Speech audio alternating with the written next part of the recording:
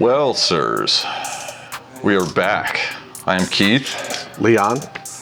But what we're doing today is we're checking out Joey Sturgis Tone's Toneforge Disruptor plugin, which is the Dino Cazares signature plugin.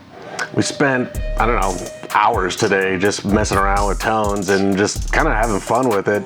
It's a lot you can do with it. It covers a lot of ground. Yeah, for sure. It has 3 different amps. So it's got the Martyr, which is like kind of a clean Fender-y sort of thing, I think. It's really neutral on its own. Yeah, it almost sounds like a nice DI or something. It's very flat. Yeah. It's a good foundation for adding those pedals and for changing around the cabinets to get like a really cool and lush, like big clean tone.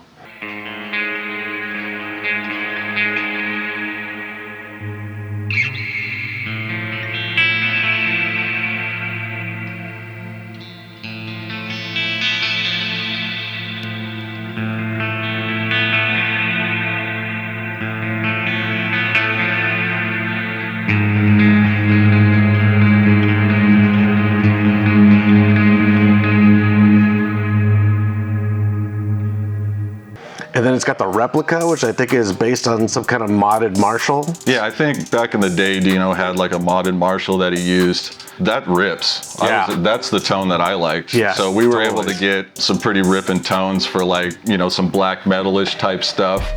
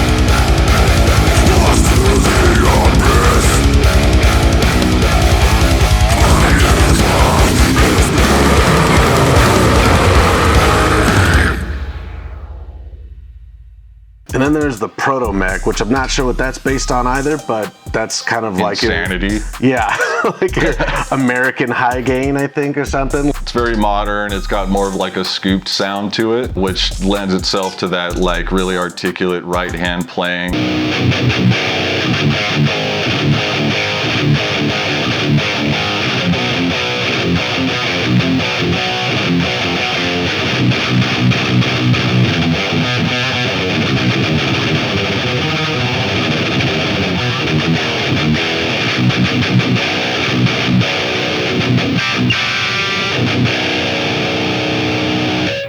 It's got this DI section to it, which is a totally new feature that I haven't seen before, where it will profile your guitar at the source.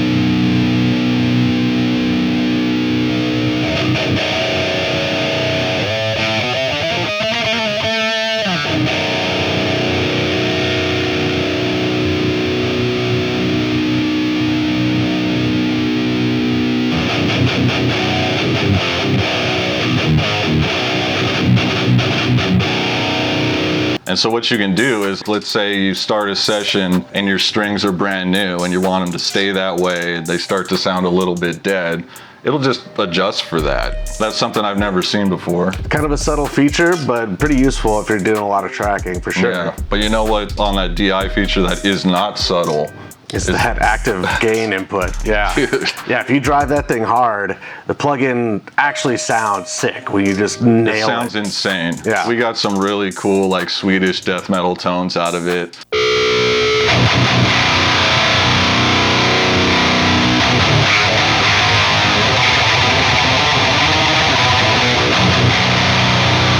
But we were able to get all kinds of different tones that we didn't expect. Yeah, I started with just, you know, my normal tone settings, you know, 666, and then it's kind of adjusted from there, and like it sounded good. And then I moved on to the IR. You have 3 different cabs and 4 different mics that you can play with. So the cabs in there that I saw, there was like a 60B, which is like a Marshall cab, and then there was like a 212, looked like maybe like a Mesa. Yeah. And then there was another like a 4x12, Mesa 4x12, I think. Yeah, so you got 3 kind of staple options, but the cool thing is, within those 3 cabinets, you have the mic options. There's 4 different mics, a U87, a Royer 121, SM57. an SM57, and a MD 421. Wow, I can't believe you remembered that. Because I bought all those mics. So you have those 4 mics, and then you can position them in any way that you can imagine, I think. Every position change is a different IR. So it's loading a different IR. It's not doing like a weird EQ or approximation of that. Oh, interesting. Yeah, so you get like the best quality for every movement. Huh, okay. You know, because it's loading a new IR. So after the IRs, you have an EQ section, right? So it's got a digital and analog, so you have... That digital EQ is cool, man. Yeah. The thing I really liked about that, yeah, it has that analyzer on there where it'll kill resonance automatically, and it's like an instant bullshit remover. You just hit that button and it automatically shuts Keith Merrow off. And it has automatically cancels Leon's career. And then it has also an analog EQ, so I find myself kind of cutting with the digital and then boosting with the analog one a little bit. Kind of like how you'd set up any mix bus or something around a guitar. Yeah, so you don't have to have any extra plugins to do all your EQing. You can do all of it straight from the plugin itself. You can definitely get it exactly what you want it to be and have it contained all within the one plugin, which is cool. The last thing it has is a limiter to kind of contain all that like bassy, chuggy stuff and keep your waveforms from spiking too hard, I think. Yeah, it's like a real subtle compression that it's not super audible, like it's not interfering with your tone, but what it's doing is it's sort of squashing out those peaks from when you hit those deep chugs. And then we also use this thing on bass too. Oh yeah, we did. We used it on the bass guitar, which I thought actually sounded pretty sick, man. Yeah, just had to turn it on and it was like, boom, bass done. There was an included preset on there. I just threw it on the bass. That was the bass tone.